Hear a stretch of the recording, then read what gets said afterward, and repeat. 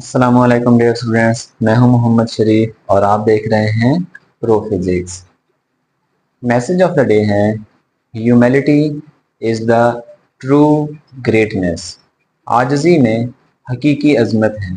इंसान को अल्लाह ताला की जो सिफ्त पसंद है वो है आजिज़ी, जबकि गरूर, तकब्बर और बड़ाई सिर्फ अल्लाह ताला की ज़ात को ही सेब देती है। आज हम चैप्टर नंबर 14 का आगाज करने जा रहे हैं, जिसका नाम है इलेक्ट्रोमैग्नेटिज्म। डियर स्टूडेंट्स, आप जानते हैं ये भी एक कंपाउंड वर्ड है जिसके अंदर इलेक्ट्रो और मैग्नेटिज्म। इलेक्ट्रो का मतलब है चार्जेस और मैग्नेटिज्म का मतलब मकनातीस, यानी हम चार्जेस की वजह से पैदा होने वाले मैग्नेटिज्म या मैग्नेटिक इफेक्ट को इस चैप्टर के अंदर डिस्कस करेंगे। डियर स्टूडेंट्स, अगर आपको याद हो तो मैंने लास्ट चैप्टर के अंदर आप लोगों को इलेक्ट्रिक करंट के कुछ इफेक्ट्स वगैरह पढ़ाए थे। उनके अंदर सेकंड इफेक्ट था हमारे पास मैग्नेटिक इफेक्ट ऑफ करंट। आपने ये जाना था कि जब भी किसी वायर में से करंट पास करता है तो उस वायर के बाहर एक मैग्नेटिक फील्ड प्रोड्यूस हो जाता है, और इस प्रोड्यूस होने वाले मैग्नेटिक फील्ड के बहुत सारे फवायद हैं। इस चैप्टर के अंदर हम कंप्लीट डिटेल के साथ इसी कंसेप्ट को स्टडी करेंगे। तो सबसे पहले प्रोफेसर हैंस क्रिस्टियन ऑरेस्टेड, जो कि एक डेनिश फिजिसिस्ट थे, अपनी क्लास में बच्चों को एक्सपेरिमेंट करवाते दौरान उन्होंने एक बात ऑब्जर्व की कि जब इलेक्ट्रिक करंट किसी वायर में से पास कर रहा था तो पास पड़ी कंपास नीडल मूव कर रही थी। डियर स्टूडेंट्स, आप जानते हैं कि कंपास नीडल सिर्फ उसी वक्त हरकत में आती है, अपनी डायरेक्शन चेंज करती है, जब वो किसी मैग्नेटिक फील्ड के असर में आए। अदरवाइज आप सबको मालूम होगा कि जमीन का एक मैग्नेटिक फील्ड होता है। जमीन के इस मैग्नेटिक फील्ड के अंदर अगर आप कंपास को बगैर किसी मैग्नेटिक फील्ड के जमीन के ऊपर रखेंगे तो ये कंपास नीडल अपने आप को जमीन के जो मैग्नेटिक फील्ड है उसके साथ रिलेट करते हुए शुमालन जनूबन रुकती है, और यही इसकी पोजीशन होती है।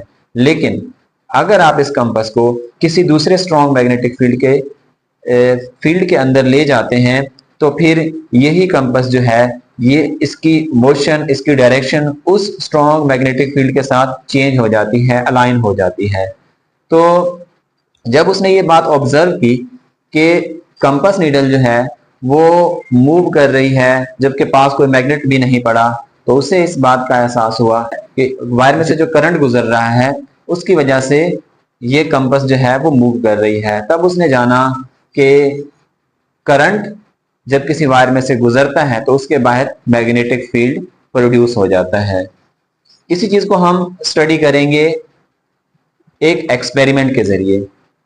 डियर स्टूडेंट्स, इस एक्सपेरिमेंट के अंदर हमने एक बैटरी लेनी है, एक कंडक्टिंग वायर लेनी है और एक बोर्ड लेना है, और इस वायर को इस बोर्ड के सेंटर में से गुजारना है। हम ये जानते हैं कि जब भी वायर में से करंट पास करता है तो उसके बाहर एक मैग्नेटिक फील्ड प्रोड्यूस हो जाता है। ये फील्ड नजर नहीं आता, आप देख सकते हैं जब वायर में से करंट गुजरना शुरू हुआ तो उसके बाहर मैग्नेटिक फील्ड प्रोड्यूस होना शुरू हो गया।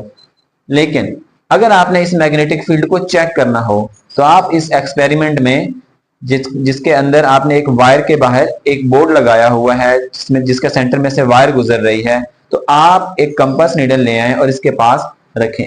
आप देखते हैं कि जैसे ही इसमें से करंट गुजरना शुरू होता है तो कंपास नीडल अपनी पोजीशन जो है वो चेंज करती है।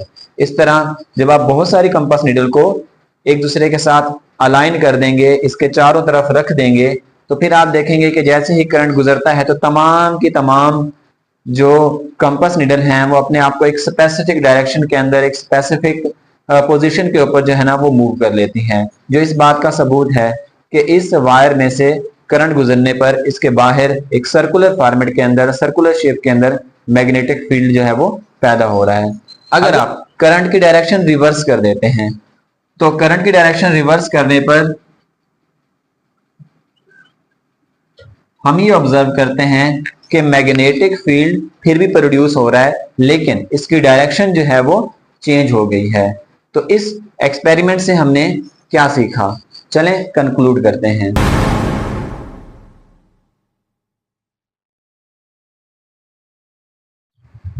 नंबर 1, वायर में से करंट गुजरने पर उसके बाहर एक मैग्नेटिक फील्ड जनरेट हो जाता है।